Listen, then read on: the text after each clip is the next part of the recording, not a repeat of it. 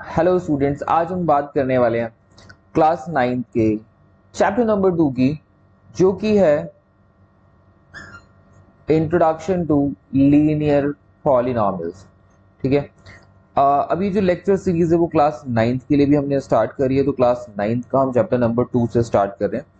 Okay, हम सभी chapters के बारे में बारी बारी से बात करेंगे।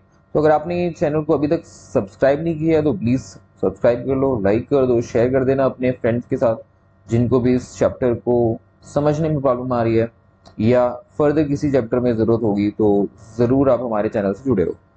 हम आज बात कर रहे हैं इंट्रोडक्शन टू लीनियर पॉलिनॉमियल की। ये इंट्रोडक्शन की स्पेलिंग थोड़ी सी गलत हो गई है, तो नेवर माइंड, दैट्स फाइन। तो हम स्टार्ट करते हैं पहले इंट्रोडक्शन की। ठीक है, पॉलिनॉमियल क्या होगा पहले वो समझ लेते हैं। ठीक है। तो सबसे पहले मैं अज्यूम कर रहा हूँ कि आपको अलजेब्राइक एक्सप्रेशन के बारे में पता है। अलजेब्राइक एक्सप्रेशन, तो अलजेब्राइक एक्सप्रेशन क्या होता है? अलजेब्राइक एक्सप्रेशन कोई भी एक ऐसा एक्सप्रेशन जिसमें कुछ वेरिएबल्स और कुछ कांस्टेंट्स किसी अरिथमेटिक ऑपरेशन से जुड़े हुए हैं, उनको हम अलजेब्रिक एक्सप्रेशन कह देते हैं। फॉर एग्जांपल, मेरे पास एक 2x प्लस 3, ये एक अलजेब्रिक एक्सप्रेशन है। Okay, this is what algebraic expression. Fine. जिसमें आपके पास टर्म्स की मैं बात करूं तो 2x पहला टर्म है और 3 दूसरा टर्म है, राइट। तो देयर आर टू टर्म्स, और किस अरिथमेटिक ऑपरेटर से ऑपरेशन के साथ ये जुड़े हुए हैं? तो प्लस के साथ ये आपस में जुड़े हुए हैं, राइट। अच्छा, ऐसे ही कोई दूसरा अलजेब्रिक एक्सप्रेशन आप लिख सकते हो, 2x to the power 5 plus 6x plus 4। Okay, ये भी एक अलजेब्रिक एक्सप्रेशन है। फाइन। कितने टर्म है? ये पहला टर्म, ये दूसरा टर्म, ये तीसरा टर्म, तो ये 3 टर्म है। अच्छा, तो अलजेब्रिक एक्सप्रेशन में आपको कुछ वेरिएबल्स और कुछ कांस्टेंट्स आपस में किसी अरिथमेटिक ऑपरेशन से अटैच जुड़े हुए दिखाई देते हैं। ठीक है, तो हमारे पास यहाँ पे दो चीजें आती हैं, वेरिएबल्स और कांस्टेंट्स। तो अभी वेरिएबल्स क्या होते हैं? तो आपको वेरिएबल्स को जानना जरूरी है कि वेरिएबल्स होते क्या। तो वेरिएबल्स की अगर हम बात करें तो कोई भी लेटर एक्सप्रेशन के अंदर वेरिएबल को रिप्रेजेंट करता है। और वेरिएबल का जैसे इंग्लिश में मीनिंग क्या होता है? समथिंग जो वेरी कर रहा है, यानी जो बदल रहा है बार बार, जिसकी वैल्यू फिक्स नहीं है। ठीक है, जो वैल्यू कुछ भी होल्ड कर सकता है। उस जैसे कि हम बात करें x की, तो x की वैल्यू 1 भी हो सकती है, 2 भी हो सकती है, 3 भी हो सकती है, 4 भी हो सकती है, 5 भी हो सकती है। तो this x is not having any fix value. इसकी वैल्यू बहुत सारी, कुछ भी वैल्यू ये होल्ड कर सकता है। तो इसलिए इस x को हम बोलेंगे वेरिएबल। ओके, तो variable something something whose value is not fixed। ठीक है, ये हो गया वेरिएबल। कांस्टेंट क्या होगा? कोई कांस्टेंट अगर है दैट मींस उसकी वैल्यू फिक्स्ड है। ठीक है, उसकी वैल्यू फिक्स है, वो बदल नहीं रहा है। जैसे कि ये 3 है, 3 इज अ कांस्टेंट है। अब 3 कांस्टेंट है क्योंकि 3 की वैल्यू तो 3 ही रहेगी ना, 3 की वैल्यू 4 नहीं हो जाएगी, 3 की वैल्यू 5 नहीं हो जाएगी, 3 की वैल्यू 3 ही रहने वाली है। तो इसलिए हम 3 को क्या कहेंगे? कांस्टेंट। ठीक है, तो 3 हमारा क्या है? कांस्टेंट है। फाइन। एंड कोई लेट से मैंने कोई लेटर लिया के और उसकी वैल्यू रख दी 5। तो अब मेरा के की वैल्यू बेटा 5 है, तो क्या मेरा के कांस्टेंट हुआ? आप कहोगे हाँ सर, के कांस्टेंट है। क्यों कांस्टेंट है? क्योंकि के की वैल्यू क्या हो गई? 5 हो गई, तो यहाँ पे के क्या है? कांस्टेंट है। तो कोई भी लेटर अगर जिसकी वैल्यू फिक्स हो जाए तो उस लेटर को मैं कांस्टेंट कह सकता हूं, या कोई नंबर अगर इक्वेशन या एक्सप्रेशन में गिवन है तो आप उसको कांस्टेंट कह सकते हो। तो ये हो गया अलजेब्रिक एक्सप्रेशन। अब अलजेब्रिक एक्सप्रेशन का एक पार्ट है पॉलिनॉमियल। ठीक है, और फिर उसमें हम लीनियर पॉलिनॉमियल की बात करेंगे। तो पहले पॉलिनॉमियल को समझ लेते हैं कि पॉलिनॉमियल क्या होता है। तो पॉलिनॉमियल की अगर मैं डेफिनेशन की बात करूं, पॉलिनॉमियल एन एक्सप्रेशन। अब एक्सप्रेशन कैसा एक्सप्रेशन? एक अलजेब्रिक एक्सप्रेशन। ओके, तो एक पॉलिनॉमियल क्या है? N algebraic expression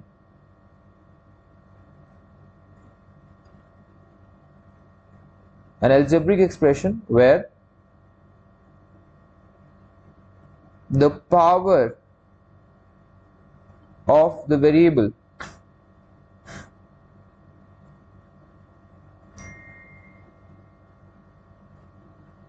is a whole number. ये बहुत इंपॉर्टेंट है। एल्जेब्रिक एक्सप्रेशन एक ऐसा एल्जेब्रिक एक्सप्रेशन जिसमें वेरिएबल की पावर कैसी होगी, होल नंबर की फॉर्म में होगी। यानी वेरिएबल की पावर 0 हो सकती है, 1 हो सकती है, 2 हो सकती है, 3 हो सकती है, 4 भी हो सकती है।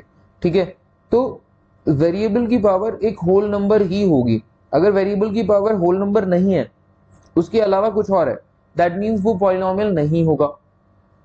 तो अब किसी भी एल्जेब्रिक एक्सप्रेशन को देखकर आप ये पता लगा सकते हो कि वो एक्सप्रेशन एल्जेब्रिक एक्सप्रेशन पॉलिनोमियल कहा जाएगा या नहीं। एग्जाम्पल के तौर पे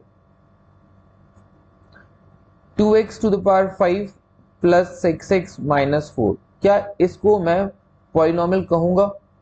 yes, this is a polynomial, क्योंकि वेरिएबल क्या है, x। यहाँ पे x की पावर 5 है और यहाँ पे x की पावर कुछ नहीं है तो 1 है। ठीक है, अब मैं लिख देता हूँ 2x की पावर 1/2 माइनस 6x प्लस 4, क्या ये पॉलिनोमियल है? तो अब आप कहोगे सर यहाँ पे x की पावर क्या है, 1/2, और 1/2 होल नंबर नहीं होता, तो यानी कि ये जो है ये पॉलिनोमियल नहीं है। अगर मैं लिख दूं ऐसा 2√x प्लस 4, तो अब आप कहोगे सर x जो है इसके ऊपर रूट लगा हुआ है। अच्छा, √x का मतलब पावर 1/2 ही होती है ना? √x is what, x to the power 1/2 है ना? स्क्वायर रूट का मतलब पावर 1/2 ही होती है। तो अब पावर x की क्या हो गई है, एक फ्रैक्शन हो गई है। तो क्योंकि पावर x की फ्रैक्शन है यहाँ पर थर्ड वाले केस में, तो हम इसको भी कहेंगे कि ये पॉलिनोमियल नहीं है। तो समझ में आ रहा है आपको, पॉलिनोमियल कौन सा एक्सप्रेशन होगा जिसकी वेरिएबल की पावर एक होल नंबर ही होनी चाहिए, तब तो वो पॉलिनोमियल कहा जाएगा। अगर उस वेरिएबल की पावर होल नंबर के अलावा कुछ और आ गई है, माइनस का 1 आ गई है, माइनस का 3 आ गई है, पावर यानी कि नेगेटिव हो गई है, या पावर फ्रैक्शन में लिखी हुई है, तो उन दोनों केसेस में आप कहोगे कि वो जो एक्सप्रेशन है वो पॉलिनोमियल नहीं है। अंडरस्टूड?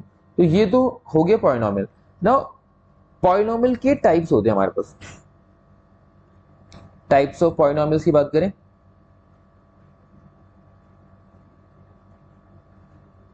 और टाइप्स ऑफ पॉलिनोमियल्स हम जब कैटेगराइज करते हैं पॉलिनोमियल्स को, तो on the basis of, first मैं डिस्कस कर रहा हूं on the basis of degree, on the basis of degree. अच्छा, ये डिग्री अगर आपको नया टर्म लग रहा है तो पहले तो आपको डिग्री समझ लेना है कि डिग्री क्या है। Degree is nothing but highest power of the variable. Variable की हाईएस्ट पावर जो भी हो वो उस पॉलिनोमियल की डिग्री है। फॉर एग्जांपल अगर मैं बात करूं तो इस वाले एक्सप्रेशन में आप देखो, ये वाला जो एक्सप्रेशन है राइट, इसमें जो वेरिएबल है वो है x और इसकी हाईएस्ट पावर क्या है, 5 है। अच्छा, यहाँ पे भी x की पावर 1 है बट हाईएस्ट पावर क्या है, 5। तो इस पॉलिनोमियल की डिग्री क्या हो गई, 5। Are you getting it? ठीक है, इस पॉलिनोमियल की डिग्री क्या हो गई, 5 हो गई, 5। ओके, नाउ अगर मैं कोई दूसरा पॉलिनोमियल लिख दूं 3x माइनस 6, तो अब आप कहोगे कि सर इसमें वेरिएबल क्या है, x, और x की हाईएस्ट पावर कुछ नहीं है तो 1 है, तो फिर इसकी डिग्री क्या हो जाएगी, 1। ऐसे ही अगर आप कोई दूसरा एक्सप्रेशन लिखोगे, पॉलिनोमियल लिखोगे 2x to the power 100 minus 6x to the power 85, okay, तो अब मुझे बताओ डिग्री क्या हो जाएगी। तो आप कहोगे सर x की हाईएस्ट पावर है 100, तो डिग्री हो जाएगी इस पॉलिनोमियल की 100। अंडरस्टूड? तो डिग्री क्या है, highest power of the variable. तो उस एक्सप्रेशन में आप देखो हाईएस्ट पावर वेरिएबल की क्या है, वेरिएबल की जो भी हाईएस्ट पावर होगी वो उस पूरे पॉलिनोमियल की डिग्री मानी जाएगी। आई होप ये डिग्री आपको समझ में आ गया। तो on the basis of degree हम पॉलिनोमियल्स को कैसे कैटेगराइज करते हैं, पहला हम लिख देते हैं लीनियर। पहला जो टाइप ऑफ पॉलिनोमियल है वो है लीनियर पॉलिनोमियल, जो कि हम इस चैप्टर में पढ़ने वाले हैं। इस चैप्टर में हम इसी टाइप के पॉलिनोमियल्स की बात करेंगे। लीनियर पॉलिनोमियल किसको कहते हैं, अ पॉलिनोमियल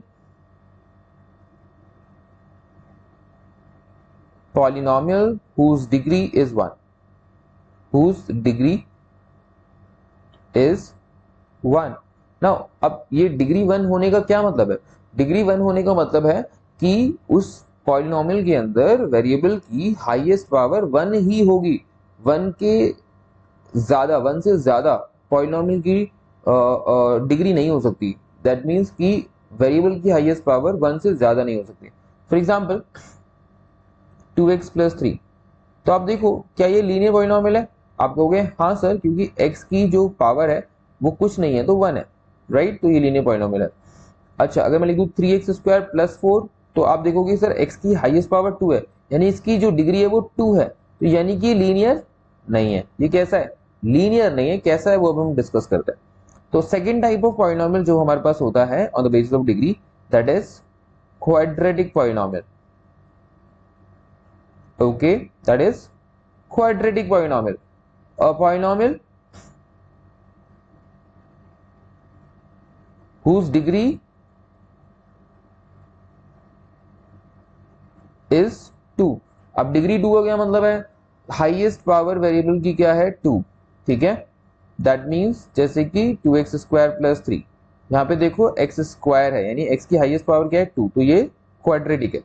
फिर 3x to the power 2 plus 4, let's say again x की हाईएस्ट पावर क्या है? 2। और कोई एग्जांपल ले लेते हैं, 5x to the power 2, so this is also a degree 2 polynomial. तो ये हो गया डिग्री 2 पॉलिनोमियल, जिसको हम कहते हैं क्वाड्रेटिक पॉलिनोमियल। अंडरस्टूड?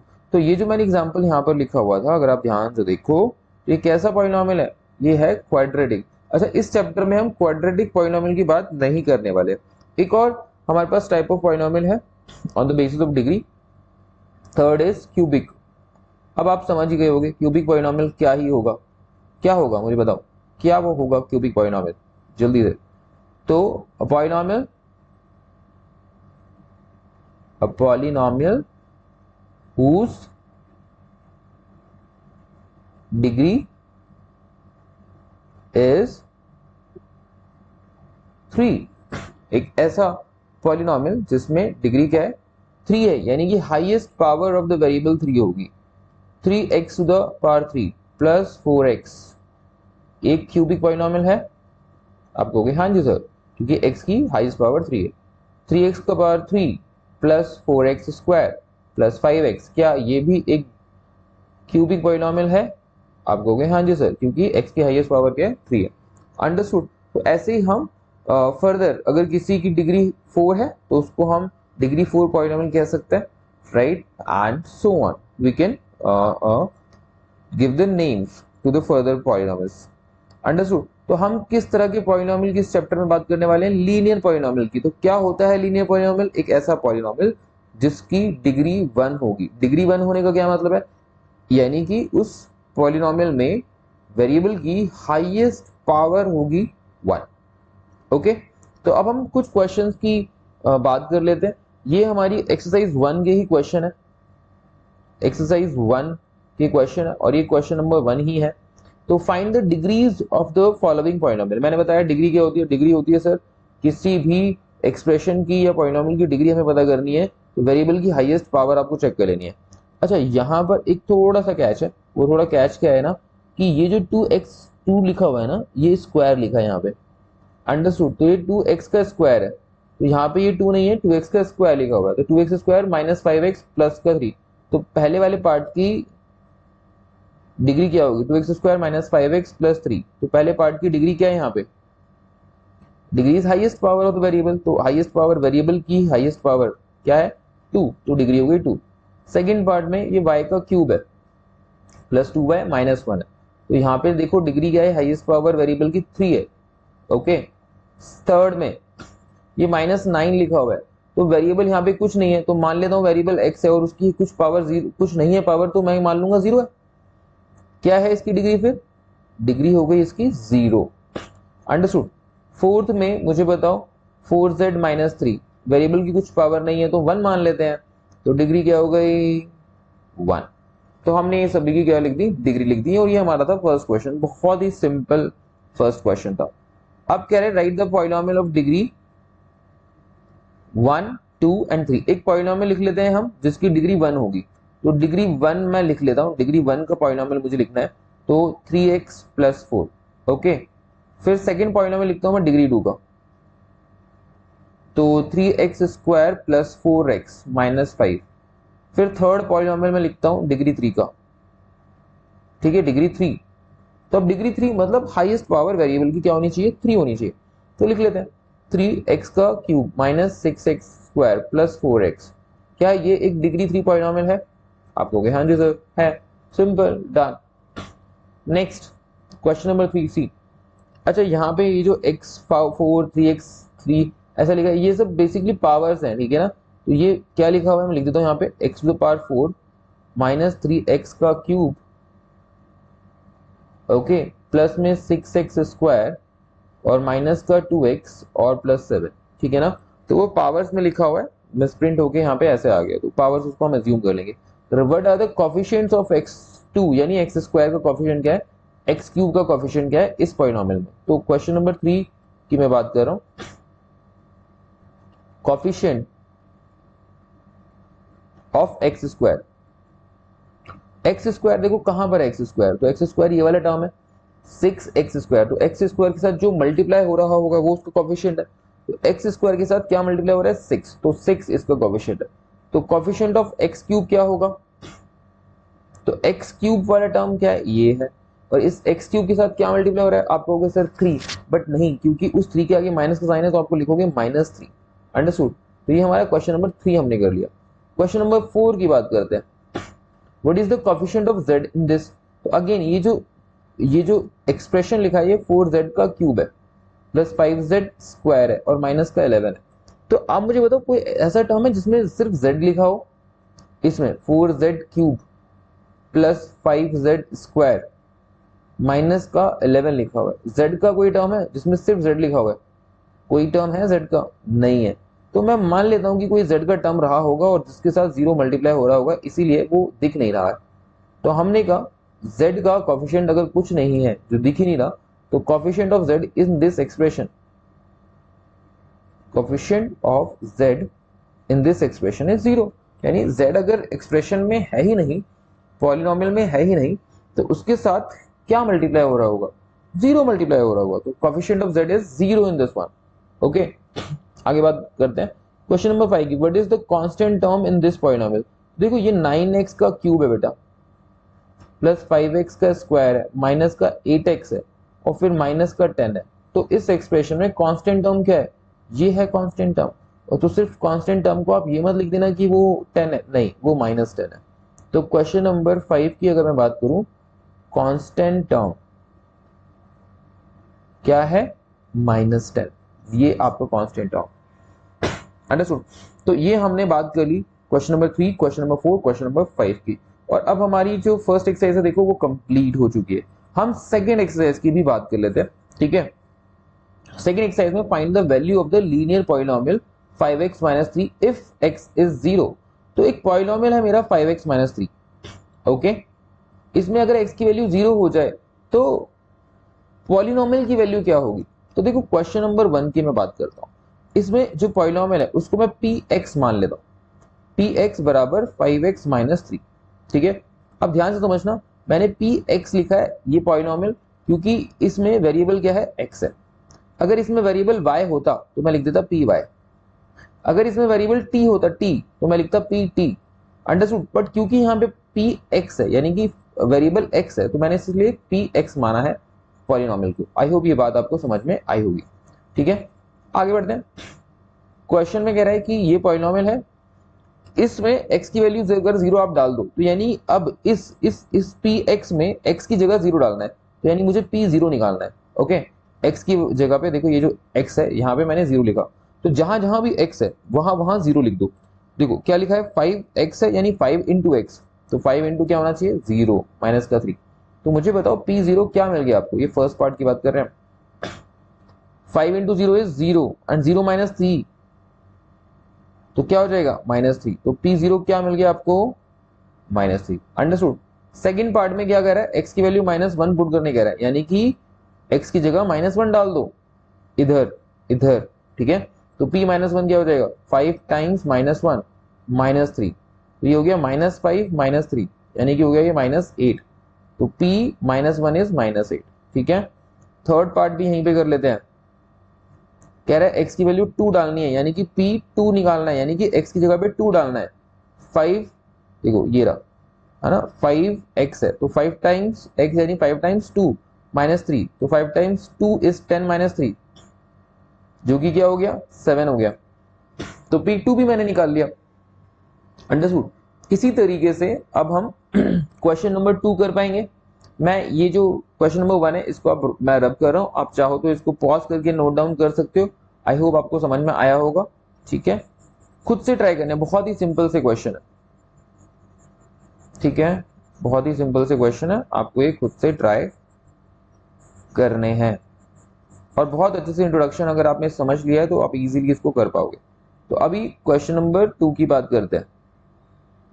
फिर ये पॉलिनोमियल है बेटा, देखो पॉलिनोमियल में वेरिएबल क्या है, s है ना, s स्क्वायर है, फिर माइनस का 4s है, प्लस का 6 है, तो मैं क्या मानू पॉलिनोमियल को ps। तो ps is equals to 7s square minus का 4s प्लस का 6। तो फर्स्ट पार्ट में क्या करें, s की जगह पे 0 डालना है। अंडरस्टूड, यानी p 0 निकालना है आपको। तो p 0 क्या हो जाएगा, 7 टाइम्स 0 का स्क्वायर, क्योंकि s का स्क्वायर है तो 0 का स्क्वायर, माइनस का 4 टाइम्स 0 और प्लस का क्या 6। तो 7 टाइम्स 0 का स्क्वायर इज 0, माइनस का 4 टाइम्स 0 इज 0, प्लस का 6। तो फाइनली p 0 क्या आ गया आपके पास 6। अंडरस्टूड। एक और पार्ट कर दूं, सेकंड पार्ट, फिर आप थर्ड पार्ट खुद से कर लोगे। सेकंड पार्ट नहीं कर रहा हूं, s की जगह पे -3 डालना है, यानी p -3 निकालना है। तो मुझे बताओ 7s स्क्वायर है तो 7 टाइम्स -3 का square, okay, and then minus का 4s है तो माइनस का 4 टाइम्स -3, एंड देन थोड़ा सा स्पेस बना के यहां पे लिखता हूं, माइनस का 4s है तो माइनस का 4 टाइम्स -3, फिर प्लस में 6 है तो प्लस में 6 एज इट इज। तो अब मुझे बताओ फर्दर हम क्या कर पाएंगे, 7 टाइम्स -3 का स्क्वायर, -3 का square is 9, 9 times 7 63, plus -4 -3 is +12 plus 6. Now 63 plus 12 is 75. 75 plus 6 is 81. तो यानी p minus 3 is 81. ओके, यानी -3 आप डालोगे s की जगह पे तो 81 आपको मिल जाएगा। थर्ड पार्ट आप खुद से कर सकते हो, बहुत आसान क्वेश्चन है। ठीक है, आगे बढ़ते हैं। देखो क्वेश्चन नेक्स्ट जो है हमारा क्वेश्चन नंबर 3। अब ये वर्ड प्रॉब्लम है, ठीक है ना। The present age of Salil's mother is 3 times Salil's present age. सलील की जो मदर है उसकी प्रेजेंट एज सलील की प्रेजेंट एज का 3 टाइम्स है। अंडरस्टूड, समझ में आ रही है बात। तो अभी सलील की प्रेजेंट एज मान लेते हैं कुछ, let the present age of Salil is x years। क्योंकि बोल रहा है कि मदर की जो प्रेजेंट एज है वो 3 टाइम्स है सलील्स की प्रेजेंट एज का, तो लेट कर लेते हैं present age of mother 3 times Salil's age यानी 3x हो गई। ठीक है, नाउ आफ्टर 5 इयर्स, देखो आफ्टर 5 इयर्स का क्या मतलब है, 5 साल बाद। देखो आज आपकी एज जो भी है, आज आपकी एज लेट से 12 इयर्स है, ठीक है, तो 5 साल बाद आपकी एज क्या हो जाएगी, 12 + 5 17, राइट। आज अगर आपके फादर की एज 40 इयर्स है तो 5 साल बाद उनकी एज क्या हो जाएगी, 40 + 5 45, राइट। तो 5 साल बाद जब आप निकाल रहे हो तो प्लस करोगे 5।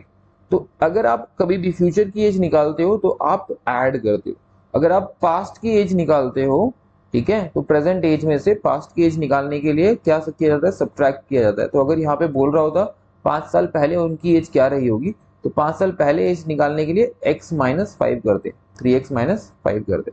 ठीक है, जैसे अगर आज आप 12 साल के हो तो 5 साल पहले आपकी एज क्या रही होगी, तो 12 - 5 7 ईयर्स के रहे होगे आप, राइट। तो इस तरीके से जब भी पास्ट की एज निकालेंगे तो माइनस करेंगे। अंडरस्टूड, इतनी बात समझ में आ रही है सभी को।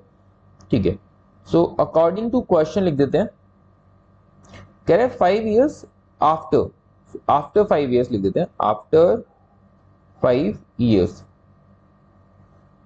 तो अब लिख देते हैं सलिल्स एज। देखो प्रेजेंट एज उसकी x है, तो 5 साल बाद उसकी एज हो जाएगी x प्लस 5। मदर्स एज, तो उसकी मदर की जो एज है प्रेजेंट एज क्या है 3x, 5 साल बाद क्या हो जाएगी 3x प्लस 5, है ना। आज जो प्रेजेंट एज है उसका प्लस 5, 5 साल बाद उसकी मदर की एज हो जाएगी, ठीक है। आगे क्वेश्चन क्या कह रहा है, after 5 years their ages will add up to 70 years। 5 साल बाद उनकी एजेस का सम, ओके, उनकी एजेस को अगर मैं जोड़ दूं तो 70 आ जाएगा। तो Salil's age plus Salil's mother's age, okay, तो 5 years आफ्टर सलिल की age x plus 5 plus mother की एज यानी 3x प्लस 5 को जोड़ने पर आपको 70 मिल जाएगा। तो x plus 3x is 4x, 5 plus 5 is 10 is equals to 70। 4x 10 उधर जाके सब्ट्रैक्ट होगा, सो 70 माइनस 10 इज 60। तो क्या आप देख रहे हो x is equals to 60 divided by 4 हो गया। तो क्या यहां से आपको समझ में आ रहा है कि x की वैल्यू बेटा क्या आ जा रही है, 60 डिवाइडेड बाय 4 इज 15, यानी x है 15, यानी कि जो सलिल है उसकी एज क्या है 15 एंड उनकी उसकी मदर की एज क्या है 3x। तो सलिल की एज लिख देता हूं मैं, सलिल्स एज इज 15, मदर्स एज क्या होगी 3 टाइम्स सलिल्स एज, सो 3 टाइम्स 15 यानी मदर है 45 ईयर्स की, ठीक है। तो ये मदर की एज हो गई, सलिल की एज 15, मदर की एज 45। तो जब भी एजेस वाले क्वेश्चन आएंगे आपको ध्यान रखना है कि पहले तो प्रेजेंट एज मान लेनी है कुछ, उसके बाद फ्यूचर की एज क्या है, पास्ट की एज क्या है। अगर फ्यूचर की एज निकाल रहे हो तो प्लस कर दो, पास्ट की एज निकाल रहे हो तो माइनस कर दो, ठीक है। फिर जो भी क्वेश्चन कह रहे हैं अकॉर्डिंग टू क्वेश्चन आप काम को करो। इस तरह से वर्ड प्रॉब्लम सॉल्व होगी। आई होप समझ में आया होगा, नहीं आया तो एक बार दोबारा से पॉज करके आराम से देखो, नहीं और समझ में आया रिवाइंड करो, आराम से देखो। बहुत अच्छा क्वेश्चन है, वर्ड प्रॉब्लम आपको ज्यादा प्रैक्टिस करनी है। Next question, the difference between two positive integers is 63, यानी दो पॉजिटिव इंटीजर्स के बीच में डिफरेंस क्या है 63 है, okay. And their ratio, the ratio of two integers is two 5, और दो इंटीजर्स के का जो रेशियो है वो 2:5 है। तो ठीक है, फाइंड द टू इंटीजर्स, दो इंटीजर्स को आप फाइंड आउट करो। देखो पहला case according to question, let the integers integers है is equals to a comma b। तो एक इंटीजर है a है और दूसरा इंटीजर है b, ठीक है। तो यहां से मुझे दिख रहा है कि भाई a जो है वो है 2x और b जो है वो है 5x। तो यानी दोनों का जो डिफरेंस है वो 63 कब होगा, जब बड़े वाले में से मैं छोटे वाले को सब्ट्रैक्ट करूंगा। तो instead of doing a minus b हमें क्या करना चाहिए, बड़े वाले में से छोटे वाले को सब्ट्रैक्ट करना है।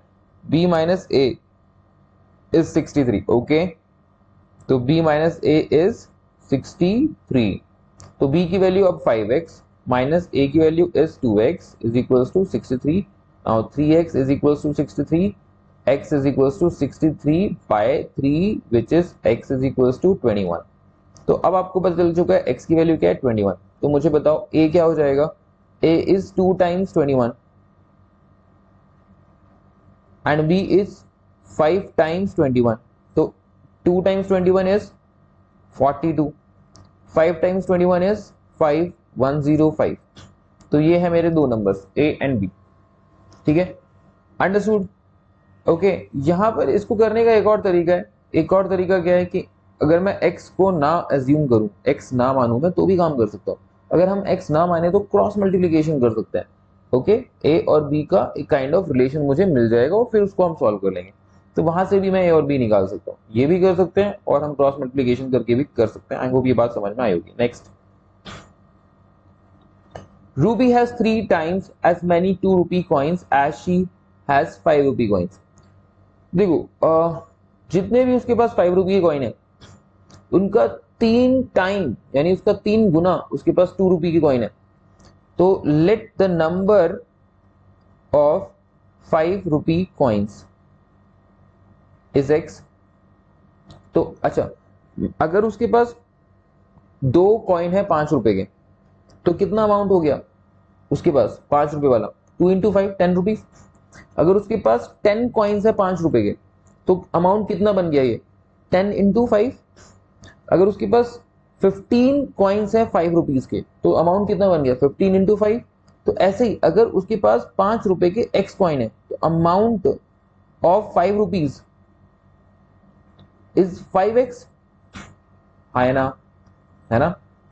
अच्छा, वो कह रहा है कि ₹2 के कॉइन उसके पास 3 टाइम्स है, जितने उसके पास ₹5 के कॉइन है उसका 3 गुना उसके पास ₹2 के कॉइन है। यानी कि अगर उसके पास ₹5 की कॉइन है, लेट्स से 5, लेट्स से उसके पास ₹5 के 5 कॉइन है, 5 सिक्के हैं, तो ₹2 के उसके पास कितने कॉइन होंगे? उसको 3 गुना, यानी 3 × 5, 15 सिक्के, 15 कॉइन्स उसके पास होंगे ₹2 के। सो नंबर ऑफ ₹2 कॉइन्स क्या हो जाएगा? 3 × x। अंडरस्टूड? अच्छा, तो अब अमाउंट क्या होगा यहाँ पे? अमाउंट ₹2 के कॉइन से बनने वाला अमाउंट क्या होगा? 2 × 3x, 6x। क्या ये बात समझ में आई? ये 6x कैसे आया मैं दोबारा लिख देता हूं। अब ₹2 के उसके पास कितने सिक्के हैं? 3x सिक्के हैं, तो 2 × 3x ये उसका अमाउंट हो जाएगा, विच इज 6x। ठीक है, ₹5 के हिसाब से अमाउंट है उसका 5x, ₹2 के हिसाब से उसके पास अमाउंट है 6x। ये बात समझ में आ रही है सभी को? ये बहुत इंपॉर्टेंट बात है। इसके बाद हम आगे क्वेश्चन को पढ़ सकते हैं।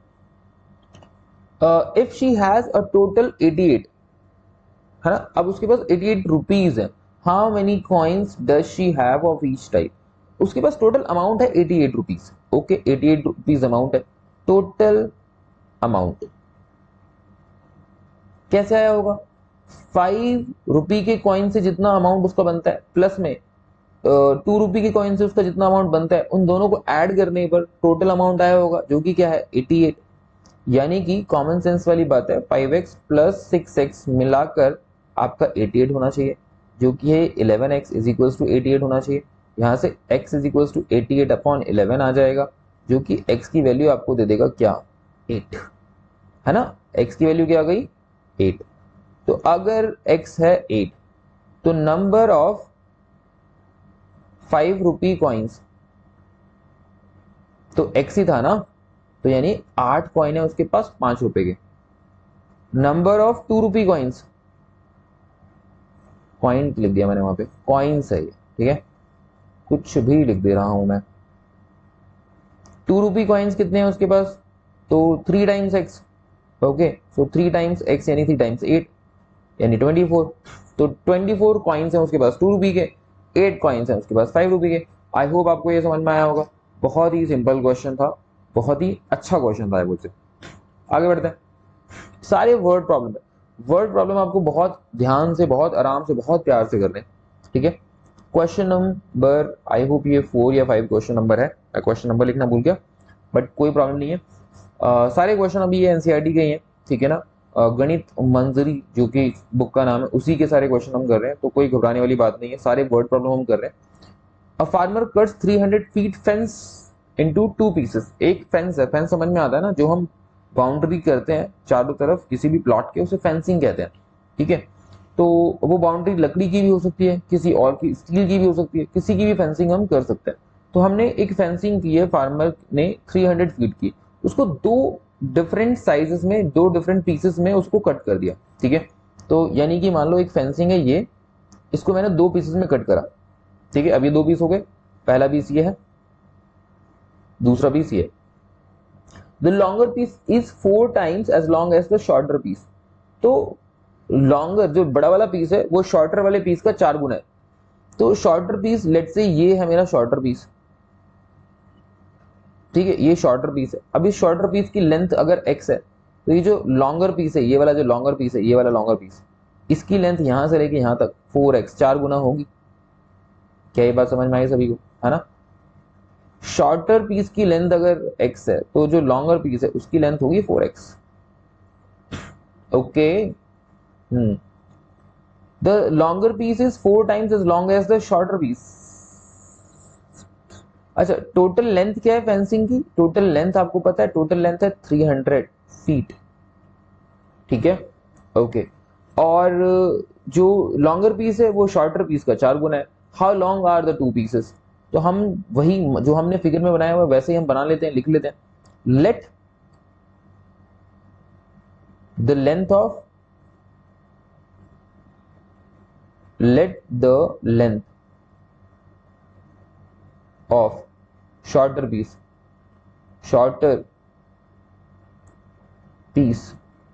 is equals to x feet। तो longer piece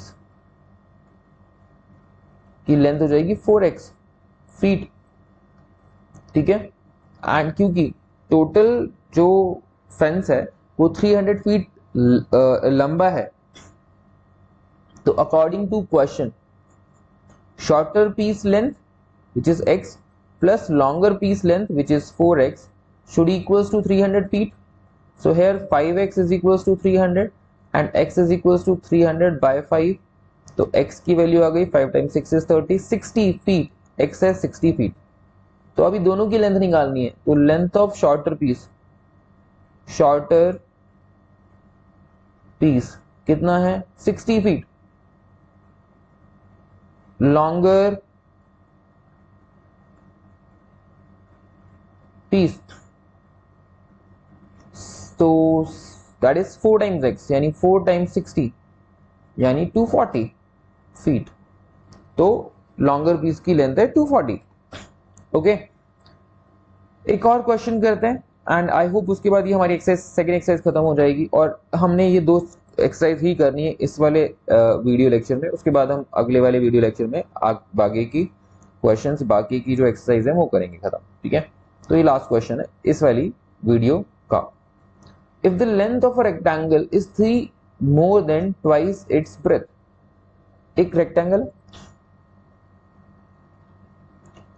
लेट्स से ये रेक्टेंगल है मेरा, ये मैंने रेक्टेंगल बनाया, ओके। इसके अंदर जो लेंथ है ना रेक्टेंगल की वो 3 more than twice the breadth, तो ब्रेथ का डबल से 3 गुना ज्यादा है ना।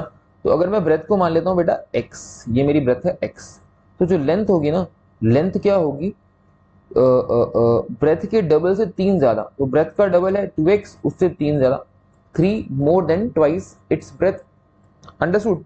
तो ये मेरी लेंथ हो गई। तो अभी पहले ब्रेथ को हमने x मान लेना है सेंटीमीटर, तो लेंथ हो जाएगी हमारी 2x प्लस 3 सेंटीमीटर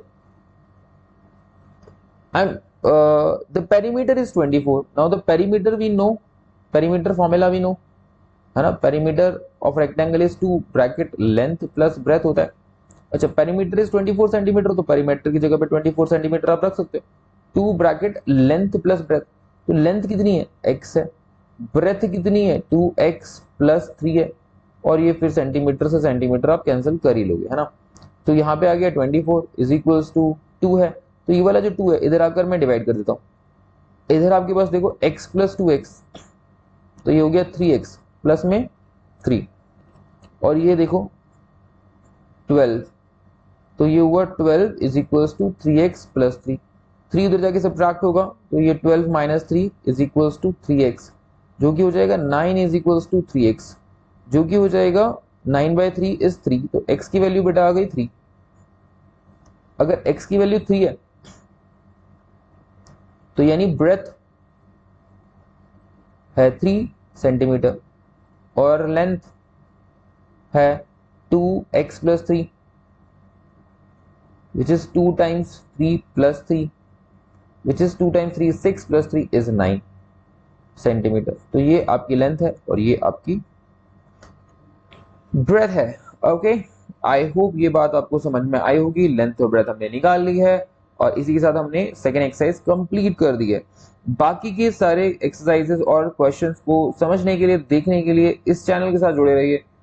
अगर ये चैनल आपको समझ में आ रहा है, अच्छा लग रहा है, पसंद कर रहे हो, और ये जो वीडियो लेक्चर है ये आपको अच्छा लगा है, तो please like, share and subscribe. और ये अपने फ्रेंड्स के साथ शेयर करना ना भूलें, लाइक करना ना भूलें, कुछ प्रॉब्लम है कमेंट करना ना भूलें, कोई प्रॉब्लम हो just comment it down, I will discuss. So till the next time we meet guys, see you, bye bye.